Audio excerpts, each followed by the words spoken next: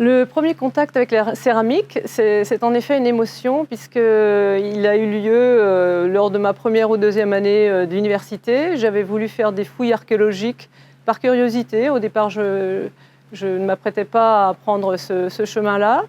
Mais donc j'avais voulu avoir cette expérience et c'est en fouillant dans un abri sous roche des niveaux de l'âge du bronze que j'ai dû fouiller des tessons de poterie d'une taille assez importante dans laquelle on voyait les empreintes du potier, les empreintes des doigts du potier qui s'étaient incrustés dans le tesson. Et le fait de pouvoir mettre mes doigts dans les empreintes du potier, c'est une émotion forte en fait, puisque tout d'un coup on se retrouve en contact avec quelqu'un qui a vécu il y a plusieurs milliers d'années. Je suis devenue céramologue parce qu'à la suite de cette émotion, cette rencontre avec le tesson, j'ai eu envie de travailler sur ce matériau. Je suis donc allée au laboratoire de céramologie de Lyon, dirigé par Maurice Picon, accompagné d'Armand Desbas. Et tous les deux m'ont proposé un sujet sur les céramiques culinaires de Lyon. Et c'est la rencontre de Maurice Picon et d'Armand Desbas qui m'a donné envie de poursuivre dans cette direction.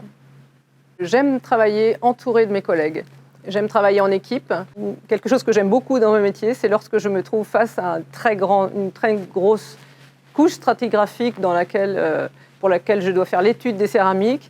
Et j'aime beaucoup être face à une très grosse quantité de tessons pour avoir à découvrir tout ce que ça recèle et à faire le tri de tout cela pour en faire quelque chose, pour en sortir un discours raisonné.